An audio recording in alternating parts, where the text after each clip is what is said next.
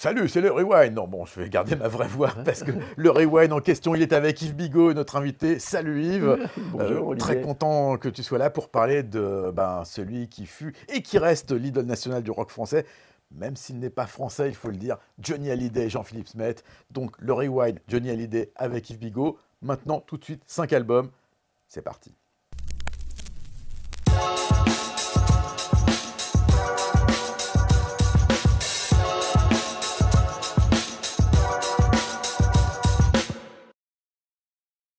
Alors Yves, on va commencer cette sélection dans les années 60, donc dans les débuts de Johnny, les rocks les plus terribles en 64.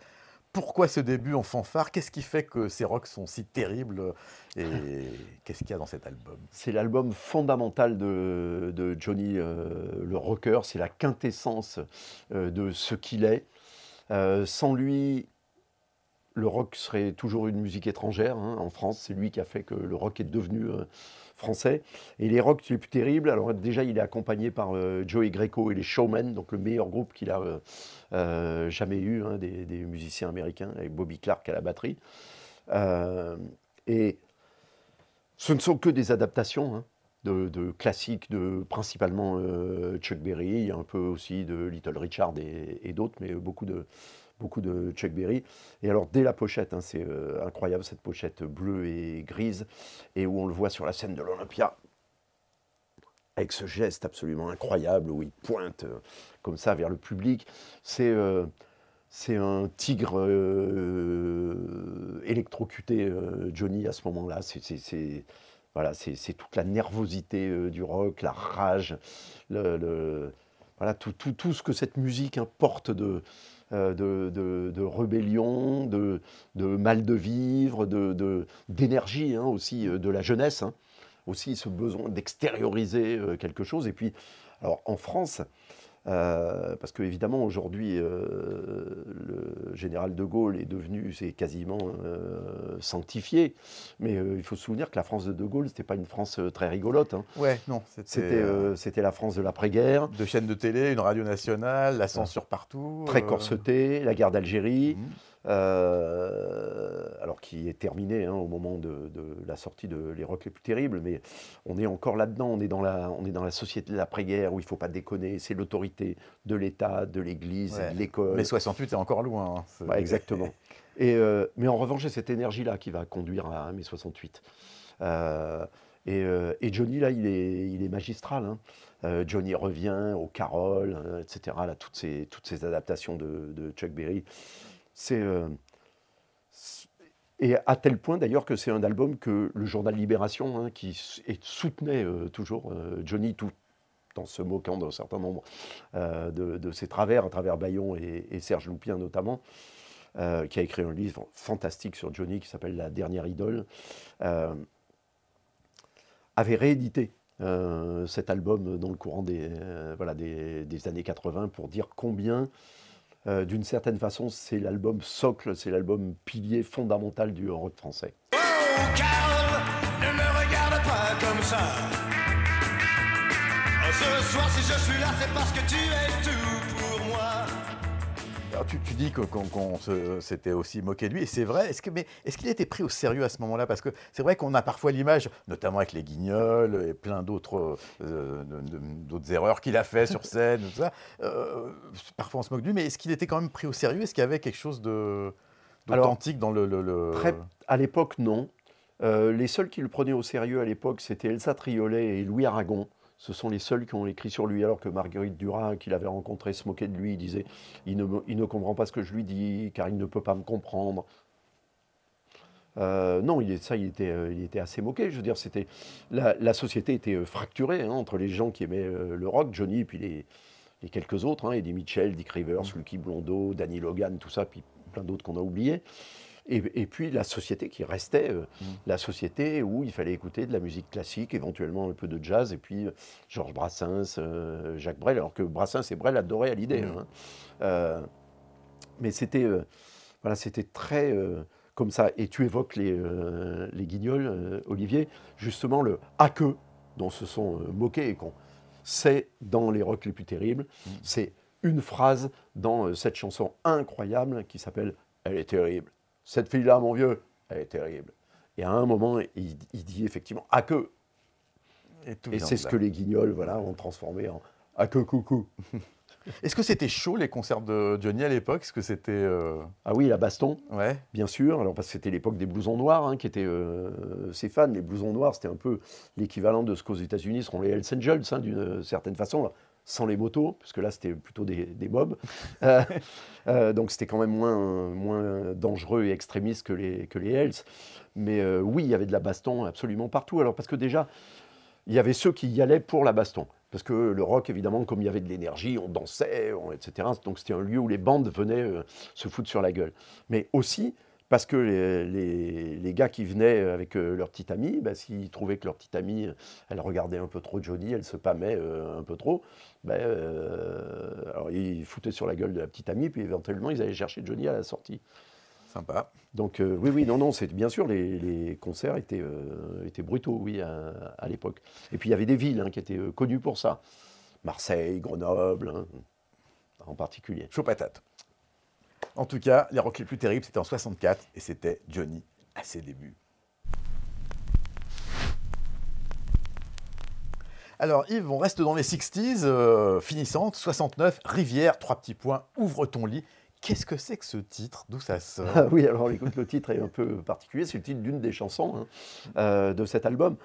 Ça, c'est l'album rock anglais de Johnny, dans lequel il a, alors non seulement évidemment son guitariste attitré, Mick Jones, qui fondera le groupe Foreigner. Hein, À ne pas confondre avec le Mick Jones des Clash, bien sûr, hein, l'homonyme. Mais... Exactement, alors qu'ils sont anglais tous les deux.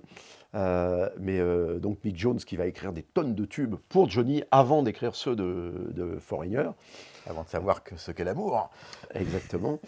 Et aussi, il a les Small Faces qui jouent avec lui. Il a Peter Frampton qui deviendra une star des années 70 par la suite. Bowie par la suite et plein d'autres.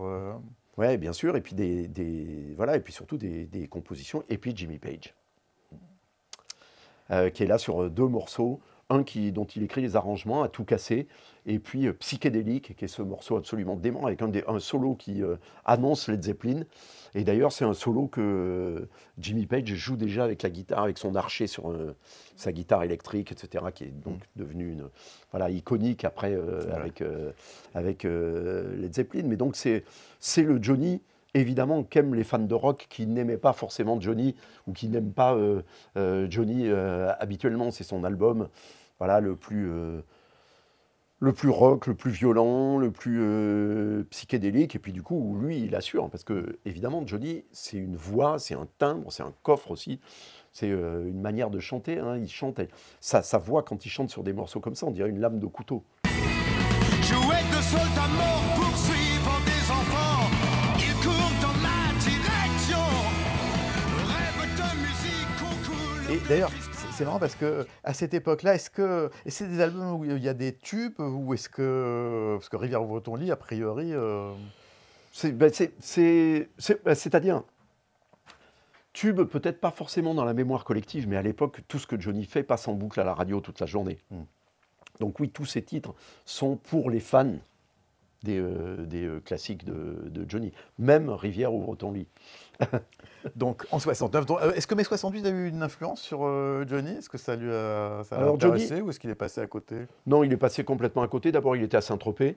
Alors Oui. moi aussi. Moi, j'avais 12 ans. Et mai 68 à Saint-Tropez, nous les Tropéziens, on s'en souvient parce que comme il n'y avait plus d'essence, les Parisiens qui étaient là, dont Johnny, mais il y en avait pas mal d'autres, etc., étaient coincés, ils ne pouvaient pas repartir chez eux. Et ils avaient un problème, c'est que dans les banques, il n'y avait plus d'argent non plus, puisque les billets n'arrivaient plus, ne circulaient plus. Donc non seulement ils étaient plantés là avec leur voiture sans essence, et par ailleurs, ils n'avaient plus d'argent. Donc c'était ça a été mai 68 à Saint-Tropez, ça a été un moment un peu particulier. Parmi les personnages qui étaient là, il y avait Claude Sicre, le leader des Fabulous Troubadours aussi, qui était là aussi et qui a des souvenirs. Pote de Cabrel. Qui a des souvenirs formidables effectivement mais donc aucune influence quoi que ce soit sur Johnny. La seule chose on va dire qui est un peu liée à l'esprit de mai 68 qui aura des conséquences sur la carrière de Johnny, pas sur lui-même, c'est qu'il a chanté donc San Francisco et les hippies, et puis que Philippe Labro lui a écrit Jésus-Christ est un hippie, il fume de la Marie-Jeanne, etc. Donc il y a une période qui fait un peu marrer voilà, les fans de Johnny, parce qu'on a du mal à penser qu'il y croyait vraiment. Oui, c'est à l'insu de son plein gré, comme diraient les Guignols. Ouais, sans doute un peu. Voilà, en tout cas, c'est Rivière ouvre ton lit, c'était le deuxième rewind de Johnny.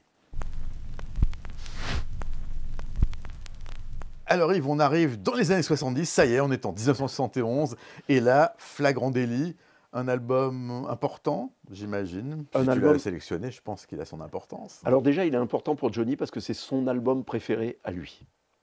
C'est un album dont tous les textes ont été écrits par Philippe Labro, que Johnny avait enfermé dans sa chambre d'hôtel à Londres, jusqu'à ce qu'il ait fini de lui écrire toutes ses paroles. Presque toutes les musiques sont signées de Gary Wright, pianiste, organiste, grand ami de George Harrison, et leader du groupe Spooky Tooth, dont Mick Jones deviendra le guitariste. C'est-à-dire Mick Jones qui avait d'abord été le guitariste de Sylvie Vartan, puis que Johnny avait piqué à sa femme. Et ensuite, il quittera Johnny pour aller rejoindre Gary Wright dans Spooky Tooth. Avant d'aller fonder Foreigner. Exactement. Et Gary Wright, il écrit des morceaux comme ça qui sont très puissants, qui sont de ce rock blues teinté de gospel et de soul, qui est un peu ce que Joe Cocker a fait avec les Mad Dogs and Englishmen, que Johnny adorait aussi, avec cette espèce de son américain revu par les Anglais. Alors Gary Wright, c'est un excellent mélodiste, par ailleurs. Et du coup, c'est un album qui d'abord a une unité de mélodie et de son, et puis une force, et puis les paroles de Philippe Labro, et puis des morceaux comme Fils de personne, alors qui pour le coup n'est pas une composition de Gary Wright, mais l'adaptation de Fortunate Son, le morceau anti-conscription au Vietnam de Creedence Clearwater Revival et John Fogerty, leur leader, et qui est un morceau évidemment très emblématique pour Johnny Hallyday, parce que il est à la fois fils de personne lui-même, puisque son père l'a abandonné, mais en même temps, il n'est pas le fils de personne, parce que son père n'était pas personne. Il y en a qui naissent dans les plis du drapeau, où sont des hymnes militaires, et quand la troupe défile sous leur... Son père était un grand comédien belge de théâtre, qui a été le prof de théâtre de Serge Reggiani notamment. C'est lui qui a joué dans le premier Fantomas, en noir et blanc et muet. Dans les années 30, il avait son théâtre à Bruxelles, etc. Donc, contrairement à ce que la légende raconte, oui, bien sûr, il a fini clochard, son père, oui, bien sûr, et alcoolique. Mais avant ça, il était quelqu'un. Donc, Johnny, il est à la fois le fils de personne, et en même temps, c'est faux.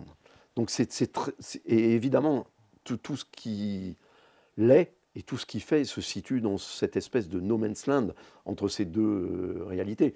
Et tu disais, Olivier, tout à l'heure, il n'est pas tout à fait français, Johnny. Alors c'est vrai et c'est faux. Son père est belge. Quand il est arrivé, c'était à 21 ans à l'époque, la maturité, il pouvait choisir, il a choisi d'être français, il aurait pu choisir d'être belge comme son père. Mais il est d'abord déclaré français d'entrée, pour une simple raison, c'est que son tout premier nom, ça n'est pas Jean-Philippe Smet, donc comme son père, un nom flamand. Smet, ça veut dire forgeron, c'est l'équivalent de Schmidt en allemand ou de Smith en anglais. Mais son père est encore marié avec une femme précédente.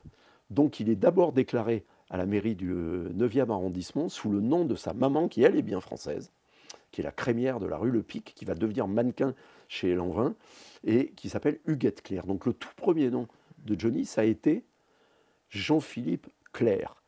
Et ça n'est que quand son père a divorcé au bout de quelques mois qu'il est allé le déposer sous le nom de Smet. Mais donc il a bien commencé en étant français. Ensuite, il était entre les deux et il a fini par choisir d'être français.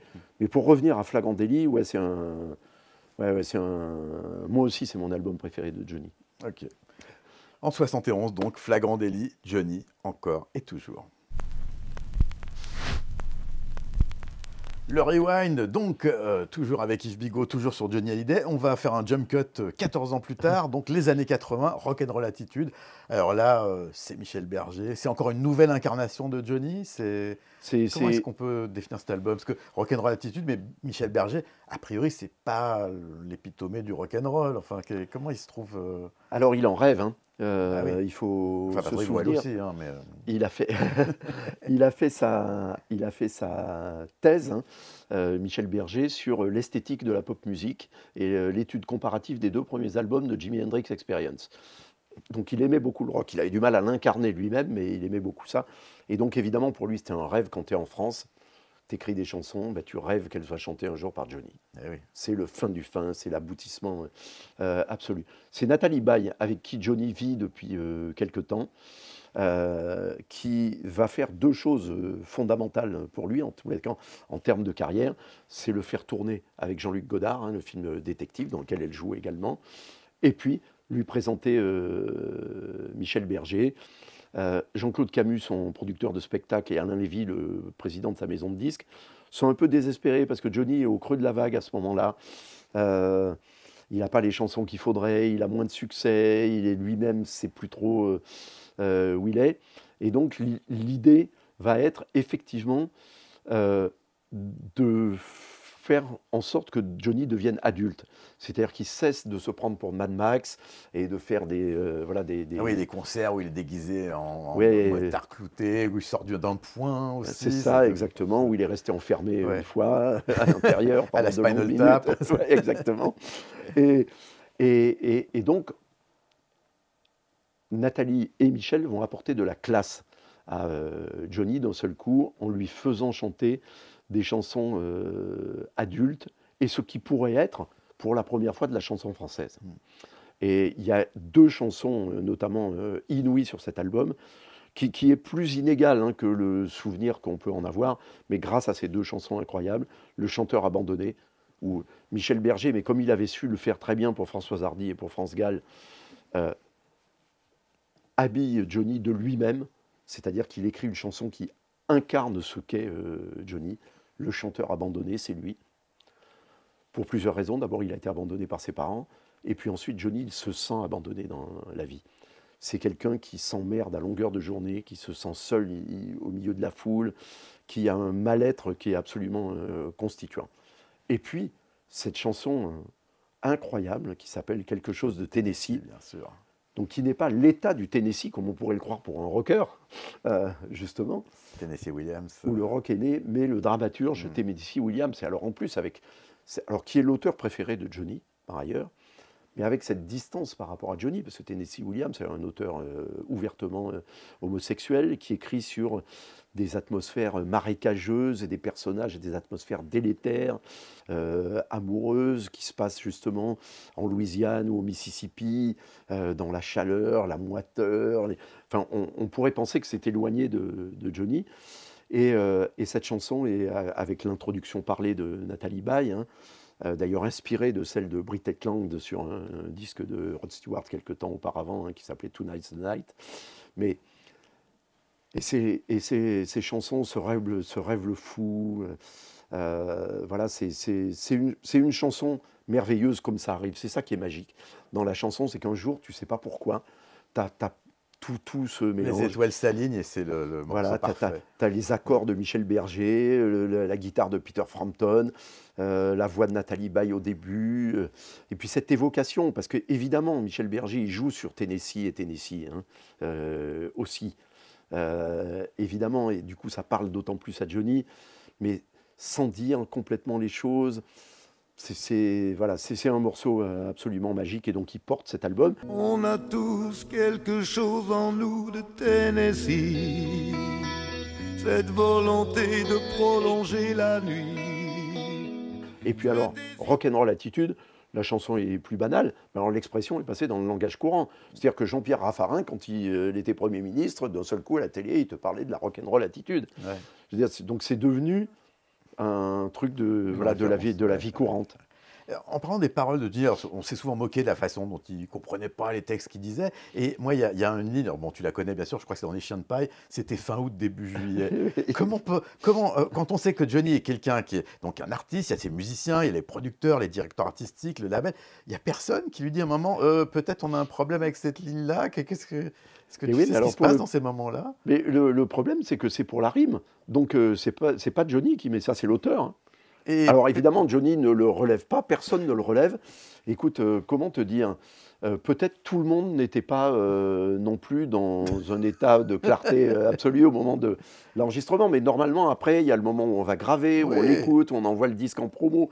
Enfin, Non, ça fait partie des mystères dont se délecte Alistair. Et, dans son anthologie des bourdes. On balance le nom de l'auteur Alors, là, comme ça, mais toi, tu le sais, oui, forcément. Moi, je l'ai pas en tête. Mais je l'ai oublié. Laissons-lui le crédit de l'anonymat. Je ne l'ai pas en tête, mais en même temps, qu'est-ce que ça nous dit, finalement? Ça nous dit que dans le rock, mais même dans la chanson, ben le son et l'intention sont plus importants que la réalité de ce qui est dit. Ouais. Et ça résume la pop. Ouais. C'est quelque chose que la France a toujours du mal à comprendre. Hein. Nous, évidemment, puisque nous, on est le pays qui sacralise l'académie, la poésie. On est le pays de Rimbaud, de Mallarmé, Nerval, Baudelaire, Brassens, Ferré, Brel, les poètes, etc. Or, la pop, pour la résumer comme ça, c'est autre chose, ça se passe ailleurs, c'est le ressenti global. Et d'ailleurs, souvent, les gens parfois chantent les paroles sans comprendre du tout ce qu'ils disent. Tu sais, mourir d'amour enchaîné, personne n'imagine que c'est un truc maso. Enfin, voilà. Puis, par rapport au son, c'est vrai que c'est une très mauvaise idée d'essayer de traduire les paroles des premiers albums des Beatles, par exemple, où bon, on n'est pas sur du Shakespeare non plus. Mais ça n'est pas grave. Mais tu as beaucoup de choses, pour rester sur Michel Berger, par exemple, regarde cette chose absolument magique, le monde est stone. Ça ne veut absolument rien dire dans aucune langue. D'accord? Parce que soit le monde est stoned, ça veut dire le monde est défoncé ou est lapidé éventuellement, et là on comprend ce que ça veut dire, mais le monde est stone, ça ne veut rien dire. Mais tout le monde comprend que ça veut dire que le monde est dur, que le monde est méchant et difficile. Et tu vois, donc c'est la compréhension, elle est intuitive. Il ne faut pas s'arrêter à... Tu vois, par exemple, j'en ai fait partie, donc je fais mon mea culpa. Mais par exemple, moi, je m'étais beaucoup moqué d'Indochine à leur début. Tu vois, sur la manière dont ils écrivaient en français, où tu vois, ça matchait pas, quoi, etc. Mais au final, c'est Nicolas Sirkis qui a raison. Parce que ce qui importe, c'est ce que son public ressent à travers ça. Parce que, pour le coup, il ne cherche pas à remporter des prix de poésie, ni même de version française. Ni l'acceptation des critiques de Libération ou d'autres journaux très intelligents. Par ailleurs, quoi qu'il ait, ça, il aurait bien aimé quand même. Mais, voilà, au final, si tu veux, au bout du bout, mais c'est lui qui a raison. Parce qu'aujourd'hui, il continue d'avoir un public qu'il adore, de vendre beaucoup de disques, etc., d'être heureux comme ça. Et c'est le côté lettriste du rock, en fait. C'est-à-dire que le son importe plus que le sens. Et c'est pour ça que Johnny a eu raison de chanter fin août, début juillet. Et c'est pour ça que Johnny aura toujours la rock'n'roll attitude. 5e et dernier rewind avec, alors cette fois-ci, entre en scène l'enfant David Hallyday, qui est le compositeur de la totalité de l'album 100%, qui par ailleurs 99, hein, donc, la plus grosse vente de la carrière de Johnny, hein, plus de 2 millions d'exemplaires. Ah ouais, donc c'est vraiment 100%. Ah oui, c'est l'album mastodonte.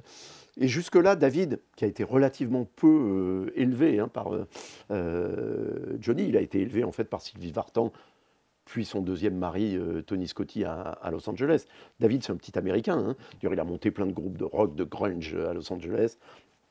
Il avait même été sollicité par Duran Duran pour être leur batteur quand il avait 15 ans. Et c'est Sylvie qui s'y opposait parce qu'elle avait peur de, à son âge, partir comme ça, la vie, sexe, drogue et rock'n'roll pour son fils. Alors, je pense que David est toujours un peu malheureux parce qu'il aurait aimé être le batteur de Duran Duran. Avec Simon Le Bon. Voilà.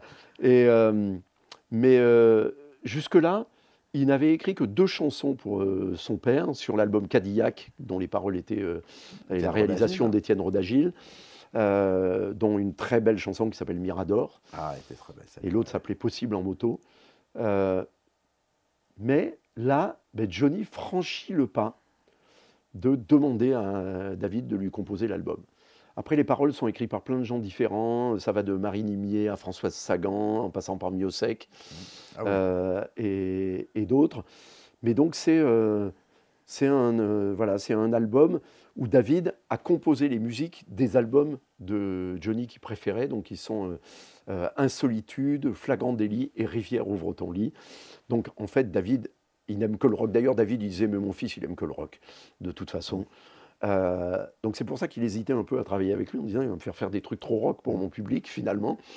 Et, et, et, et là, il se lance et il lui compose des mélodies. Alors, David, c'est un très, très bon mélodiste. C'est un très bon musicien. Et il lui compose des mélodies, effectivement, qui rappellent cette période, fin des années 60, début des années 70 de Johnny. Le morceau, pour moi, le plus emblématique, c'est Vivre pour le meilleur, avec cette mélodie qui est très ample, comme ça, etc., et où Johnny donne le meilleur de lui-même.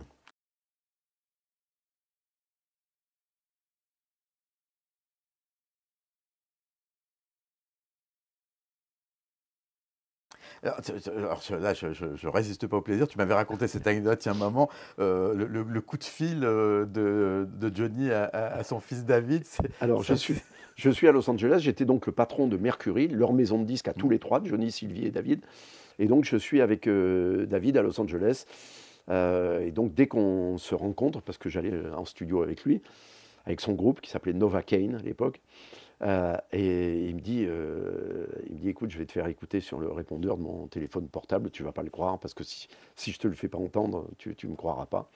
Et là, j'entends, allô David, c'est papa. Enfin, je veux dire Johnny Hallyday.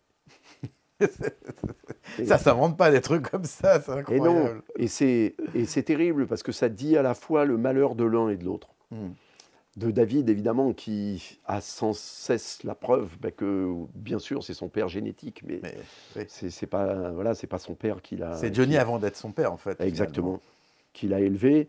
Et puis pour Johnny, c'est ce désarroi de sa solitude, de son incapacité, justement, à assumer sa paternité, à assumer ses relations avec beaucoup de ses femmes. Alors, jusqu'à Laetitia, hein, évidemment, et après les deux petites filles qu'il adopte, etc. Mais il est un autre homme à ce moment-là. D'abord, il est beaucoup plus âgé, ensuite, il commence à être malade.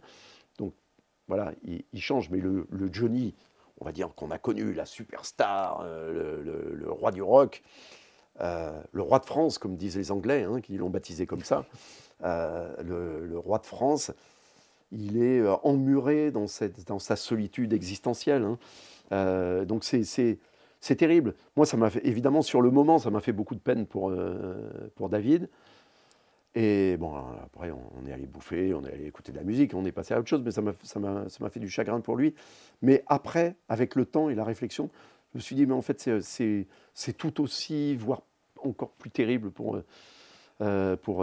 Johnny, parce qu'il se rend bien compte, quand il le dit, que de ce qu'il dit.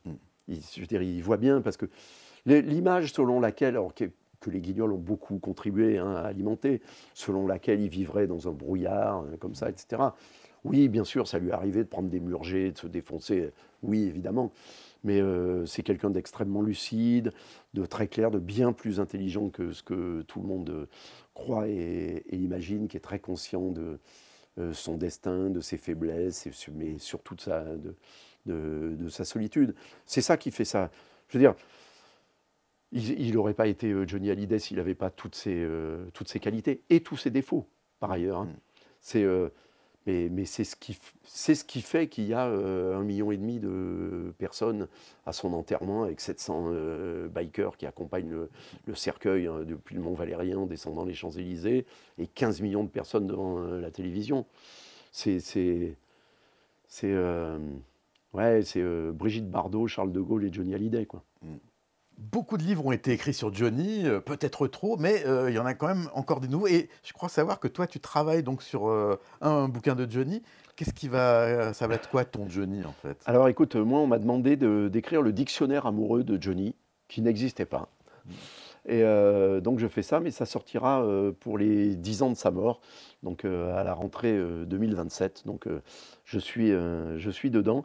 C'est un exercice très particulier. Il y a des très bons livres qui ont été écrits sur Johnny, notamment par Daniel Rondeau, qui était son ami, par Serge Goupien, hein, La dernière idole, qui est un livre formidable et à hurler de rire.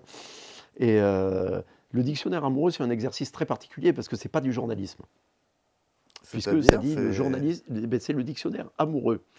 Donc c'est pas de l'enquête, comme l'a fait aussi Anne-Sophie Yann sur les derniers secrets de Johnny il y a peu de temps. C'est pas de l'enquête. Alors à la fois il faut qu'il y ait évidemment de l'information, mais ça dit bien ce que ça dit, le dictionnaire amoureux, c'est-à-dire c'est montrer qu'est-ce que Johnny suscite. Alors en moi, puisque c'est un truc qui est fait par un seul auteur.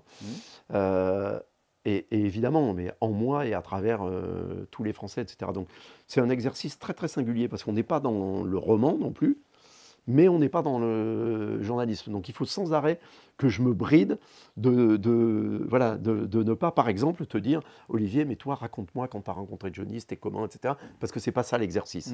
Donc c'est un truc très très singulier. Eh ben, écoute, on a hâte de lire ça.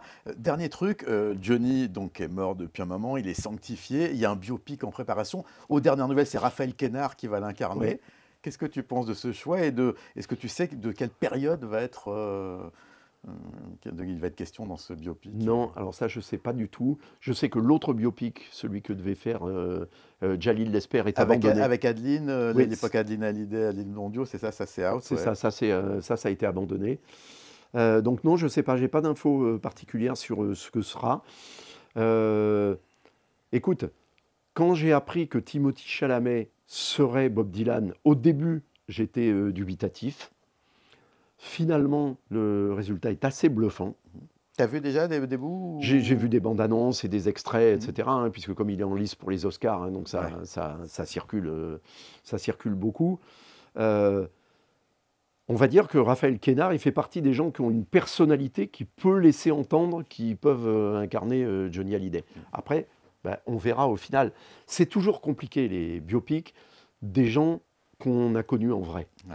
Alors, déjà, Bob Dylan, on l'a beaucoup vu, etc. Mais on va dire, au moins, c'est un Américain, il est un peu loin. Mais alors que Johnny, on l'a vu quand même beaucoup. Moi, j'ai été pendant 3 ans patron de sa maison de disques. Donc, pour moi, je ne dis pas pour le public, ça va peut-être être compliqué de voir quelqu'un jouer Johnny et d'y croire. Mais en même temps, je suis le mauvais client pour ça, quoi. D'autant qu'en parlant de biopic, est sorti récemment le biopic de Robbie Williams. Et là, c'est assez particulier, parce que je ne sais pas si tu as eu l'occasion de le voir. Je ne l'ai pas vu. Eh bien, Robbie Williams joue son propre rôle. Ah oui? Oui, sauf que c'est pas Robbie Williams, c'est un singe. Un chimpanzé, mais qui chante comme Robbie, qui est joué par Robbie, mais avec un visage de chimpanzé. C'est assez incroyable, mais bon, alors, Raphaël Quénard ne nous fera pas ça. On l'espère, et on se souvient que Kate Blanchett avait incarné Bob Dylan, elle, de manière remarquable. Une des incarnations de Bob Dylan, puisqu'on en avait plusieurs dans le film. C'est ça, une des 5, de Todd Haynes, voilà, I'm Not There. Et alors, je dois te confier, Olivier, que moi, j'ai longtemps eu le fantasme de faire un film sur Léon Smet, le père de Johnny, parce que je trouve que son histoire est fantastique, qu'elle n'est pas connue, elle n'est pas racontée. Tout le monde dit, ouais, c'était un clodo, un poivreau. Ou à la fin, oui, mais c'est beaucoup plus que ça. Et mon idée, à l'époque, était de faire jouer Léon par Johnny et de faire jouer Johnny par David. Wow. Et partant d'une chose, c'est qu'ils partagent tous. Alors, Johnny ressemble beaucoup à Léon. David, moins. Il a plutôt tendance à ressembler un peu plus à Sylvie. Sauf les yeux. L'aura, elle est même, d'ailleurs. C'est la marque des Smet. C'est ce regard bleu d'acier, comme ça, légèrement mauve, qui est absolument hypnotisant. En tout cas, ça me paraît être comme le Dune de Jodorowsky, un projet qui restera un fantasme, mais qu'on aurait bien aimé voir quand même. En tout cas, merci beaucoup Yves. Donc, le Rewind de Johnny Hallyday, c'est fini, 5 albums. Vous aimez pas, vous commentez, vous likez, vous abonnez à la chaîne vidéo, sanvideo.com, vous connaissez le deal. En tout cas, merci à tous et à bientôt. Salut.